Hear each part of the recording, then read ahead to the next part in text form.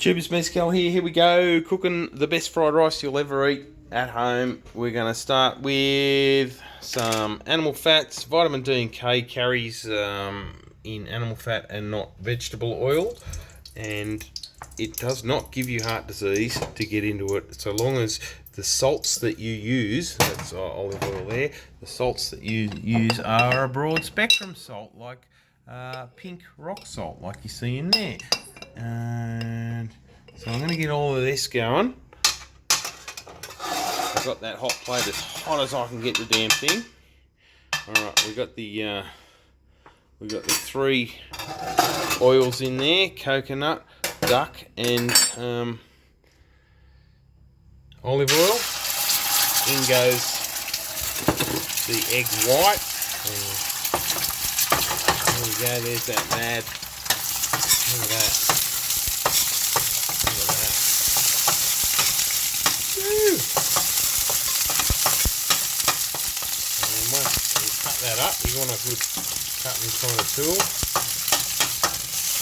Alright, and then you start coming in with meats.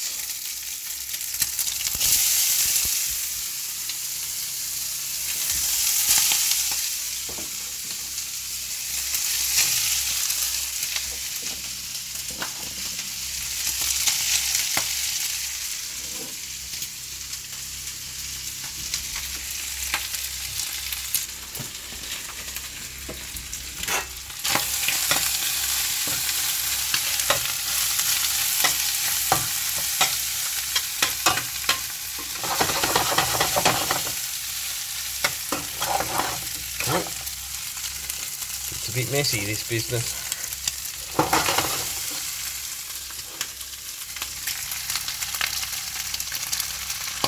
This is seng choy bao meat I cooked up earlier.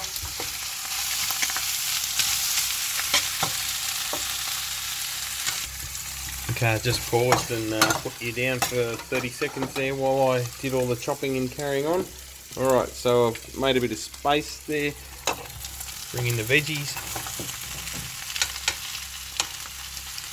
There's going to be some mouse food down the side of the oven by the looks of what's going on here. I'll just pause and tidy up. Now, because I don't have a big enough fry pan like a wok, what I'm going to do is I'm going to get a stainless steel bowl like the one I've got the rice in, and I'm going to put this, when it's all nicely fried up and blended through, I'll take that out, do the rice separate, and then put them all together and toss them.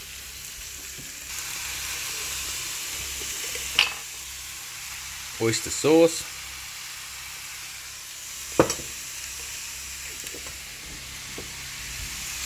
bit of beer,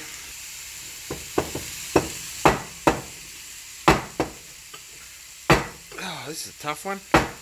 Oh man, got it though.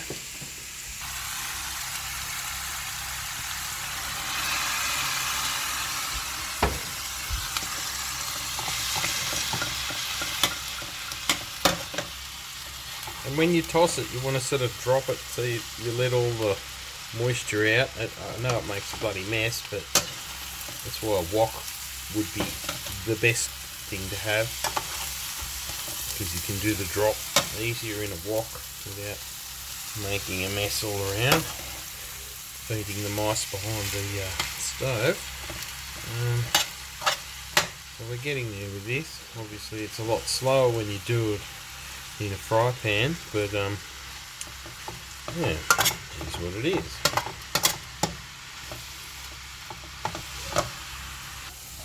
I've got a bit of blitzed onion left over from when I made the seng choy bao meat, and I'm just gonna, I don't usually do this, but I'm just gonna evaporate this down, because you know, I'd normally have like shallots or onions, and there's none of that in here, so this will make up for that kind of end of the flavour spectrum. It's kind of sort of, I've noticed this before, if you leave onions blitzed up, that they'll sort of set into a thing. But if you Ever wonder why your curries never taste like they do at the restaurant? Try blitzing up your onion.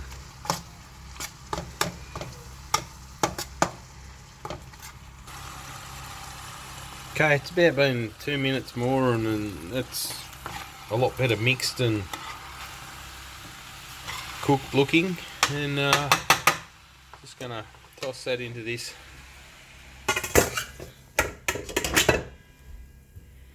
Get a whole bunch of moisture out. That's the important thing. You want to keep tossing to let all that moisture out, otherwise the fried rice will be too dry. I'm going to put a little bit back in there just to be friends with the rice when the rice goes in. And alright, we'll come in with this this golden rice. It's a two-handed business. Be right back. Okay, now I'm going to toss the rice around and cook it and get that golden rice thing happening, and then put that with that, and then toss that in a mix. Maybe a little bit more duck fat. Okay, I've tossed that around for about 2 minutes and got the rice all nice and hot and cooking all those egg yolky grains, and then that's going to go in there, and I'm going to toss that like crazy. And so we're nearly there.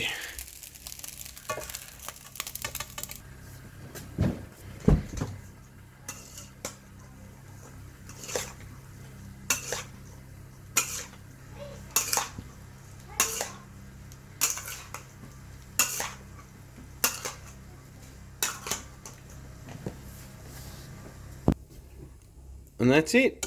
Best fried rice ever. Thanks for watching. Don't forget to do the things with the bell and the other thing. Bye.